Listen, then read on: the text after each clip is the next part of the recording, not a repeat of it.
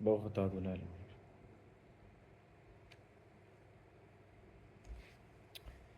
Hello everyone. This week parasha is Parashat Korach, the next parasha after the story of the spies.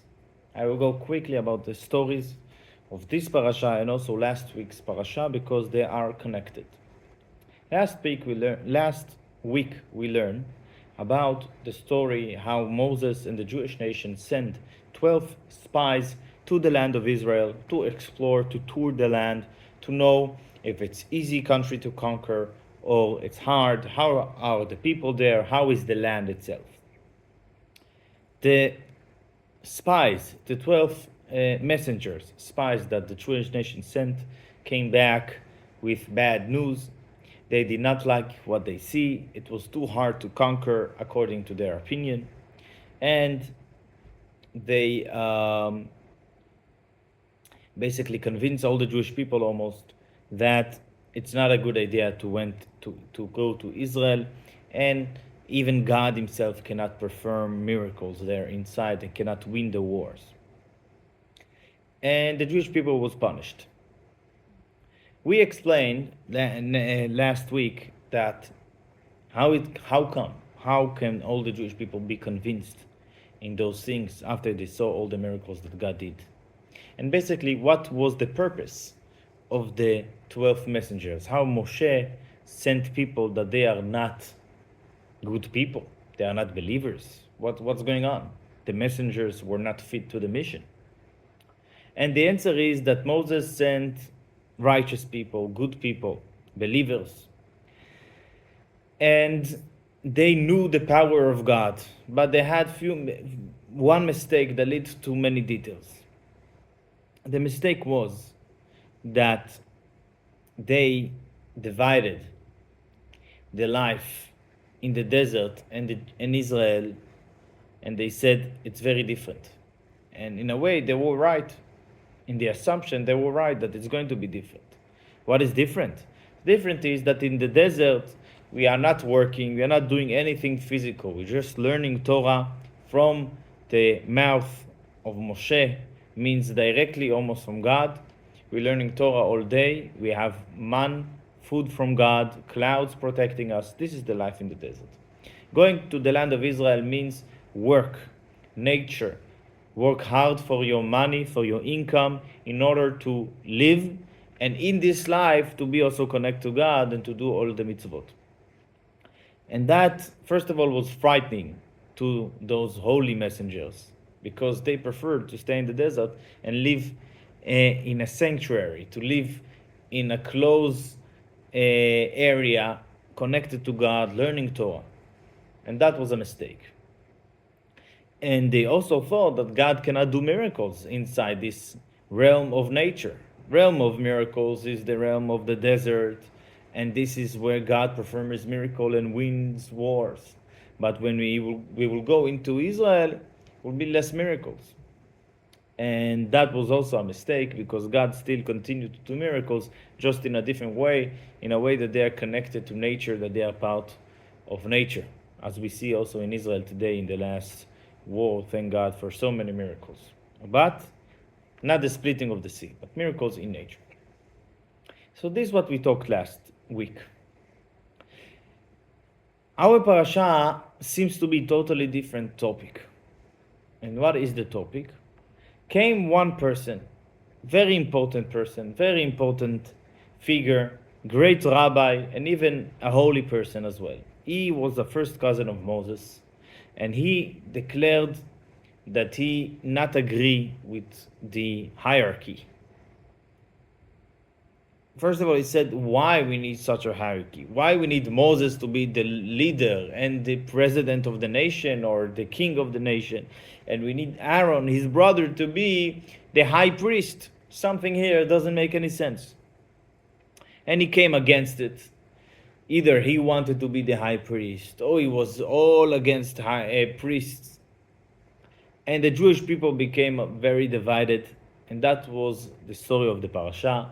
Moses performed God's miracles, that everyone would show how God choosing the tribe of Levi to be his special servants, and now God choosing the Kohanim, and now God choosing Aaron himself to be the high priest, and how God sent all his messengers through Moshe. God did miracles to prove that. And it was hard, and the first really divide inside the Jewish people. Now the question is, his main problem of Korach was the first cousin of Moshe. What was his main problem? He talked about Aaron the high priest. Why Aaron is the high priest? Why we need high priest? Why not everyone is high priest? And I would just suggest one explanation to that. First of all, of course, with a question. And the question is, why Korach said his argument, his problem, his suspicion of Moshe's and Aaron's positions, why he said it only now? The parasha coming after the story of according to most opinions, it's coming chronologically. It happened after the story of the spies that we learned last week. We know that not all the stories of the Torah, they happened chronologically as they appeared. But this story did happen after, according to most explanations. And the question is why? The 12 spies that were in Israel were sent actually in this time of the year, in summer. Tammuz, Av, today is Rosh Chodesh Tammuz. So today, the messengers were sent to the land of Israel. And after 40 days, they came back, 9th of Av. And since then, it's the saddest day in the Jewish calendar. And after that happening, the story of Korach. But Aaron became the high priest, was anointed months before, many months before. Why the story of Korach happened only then, after the story of the 12 spies? And to explain this, according to the Rebbe's explanation, we will continue from the explanation of the Rebbe from last week. What was the mistake of the spies? The spies basically said, we are holy in the desert. In the land of Israel, we will not be so holy. We will not be so special. It will be hard for us to learn Torah, to do the mitzvot, and live a physical life, a natural life. Let's stay here in the desert. And God said, no. To learn Torah and to be spiritual, I have the soul of the Jewish people before it's coming into the body, or I have angels. I don't need the Jewish nation in the physical world, but living separately in the desert closed with the clouds. I want the Jewish people live a natural life, and in the natural life to connect it with holiness. Korach heard this argument of God, as all the Jewish people did. And he's saying, okay, so basically, what is more important? Mitzvot is more important than holiness of Torah. What is the main difference between Torah and mitzvot? Torah is about knowledge and about holiness. That Torah, as more as you learn, more you know, and greater you become. And also it depends on your talents, of course. There is people that can achieve more in Torah. Basically, this is the spiritual realm. There is difference between people. The soul of this person is greater than the other person. But God telling us no. God telling us that this is not this is not the important part. The important part of Jewish religion, I will call it, even though it's not about religion, but of Jewish practice, is the physical action of the mitzvot. That's why that was the mistake of the spies, as we just mentioned. If so, say Korach, why there is such a difference between us, between the Jewish people. Why we have a holy tribe of Levi. We have priests. We have the high priest. Okay, I understand Aaron is much greater and holier maybe, and everything is fine. But it's not important. If it was important, we would stay in the desert. But we know that God wants us to go to the land of Israel because the most important part is the physical part, is the mitzvot part. So why we have this hierarchy between the Jewish people? He was the first Democrat. He wanted everyone to be the same. Why? Because God said that the most important part is what you do. And in action, we're all the same. If we're all putting tefillin, we're all doing the mitzvot, we are the same. Moses and I are the same because we're both doing the mitzvah.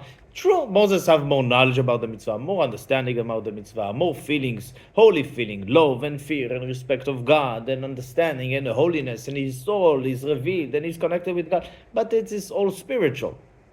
The most important part is physical, and we are the same in this. This is what Korach is saying. That's why he's saying it only after the story of the spies. And Korach had a mistake as well. So from one hand, we know that the physical is the most important part. Korach in this is right. He understood correctly what God is saying. But, as the Rebbe bring the analogy, a person building a house is not enough. The house should be comfortable to be in. The house should be with light, meaning that this is a comfortable and place that I am there. That when I'm coming to my house, I don't want it to be a naked, empty room. I want it to be in a design that fits to my needs. I want to feel at home in my house. It means that the house itself would be ready to my presence and fit to my presence. So this is an analogy of Torah and mitzvot. Mitzvot is the physical, is the most important part. But there is God that inside the mitzvot. There is the holiness of the mitzvah. When a person putting tefillin and the other person putting tefillin, God is in the tefillin. God's desire is happening. It means that there is something spiritual in the tefillin. The most important part is the physical. Our job mostly is the physical job. But God wants to be present in the mitzvah. The mitzvah, without the presence of God inside it, it's not holy. So this holiness is coming through messengers, through the priests, through the leaders of the generation, through the Moshe Rabbeinu and Aaron HaKohen of the generation. That is the mistake of Aaron, of Korach, that he thought physical is the most important part. And this is all. This is the end of the story. No, the story continues. All things coming to the world, to the Jewish people, to Torah and mitzvot, and even in physical life of the Jewish person, is coming through the spiritual power of God and through the chosen one, the chosen leader of the generation, that he provides everything to the Jewish people. Does he physically provide? No. Not every leader we can physically see and feel that he gives us everything, like Moses. Because Moses did provide everything for his generation. He provided spiritual life, and he provided protection from physical life through the clouds. He provided water, and he provided food, the man. Everything came from the leader. And we believe that our Torah explains that all spiritual and physical gifts that God gave to the Jewish nation coming through the leader of the generation, the general soul of the people, the soul that is responsible for all the people in this generation, that he is the leader of the generation. He gives everything.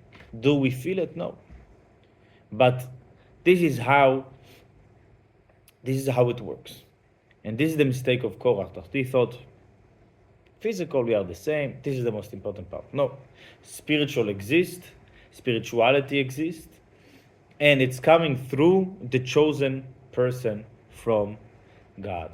Now, we can say many stories about Jewish leaders that took care about physical life of Jewish people. There was leaders always were taking care also in the physical, not only spiritual, because this is the mission that they have from God. And especially we can say stories and anecdotes about the Rebbe, the Lubavitcher Rebbe, that was the leader and is the leader till today. His actions proving his vision and leadership of this time in Jewish history, to take care of every Jew, not only in spiritual life, in physical life. In fact, one of the quotes that the Rebbe taught us is that a soul can come to the world for 60, 70 years in order to do a favor to another Jew in spiritual and physical. It can be physical. All my mission in the world is to do you a favor. Why? Because God, the Rebbe taught us that this mission of the leader is basically the mission of every Jew, to become a leader as well. And I'm saying this and mentioning this because this Sunday would be the Rebbe's Yortzeit. And the Lubavitcher Rebbe took care and really cared for every Jew. And he did something about it. And he taught all his followers, or more accurately, everyone that wanted to listen. He taught everyone that you should care and do something about it. And every person can do something to help his fellow Jew in physical or spiritual life. You know the letter Aleph, teach Aleph. You know Aleph Bet, teach Aleph Bet. You know Aleph Bet Gimel, teach Aleph Bet Gimel. You don't need to know all the letters in order to teach. Start, give from the first moment, physical or spiritual. This is the mission that we're learning from the Rebbe. And in order to give, we also need to receive.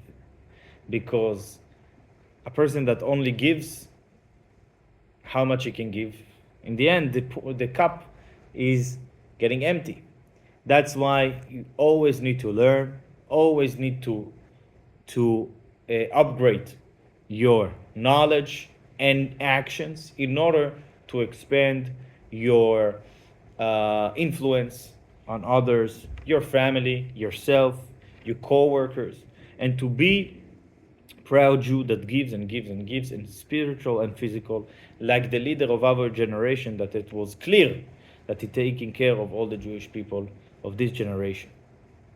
So in this Sunday's opportunity to do something in honor of the Rebbe, maybe to write a letter to his grave. It can be found easily online, as many Jewish people would do this Sunday, or to come to join in synagogue during Shabbat or Sunday, what will be in memory of the Rebbe, and to do something about it. Shabbat Shalom.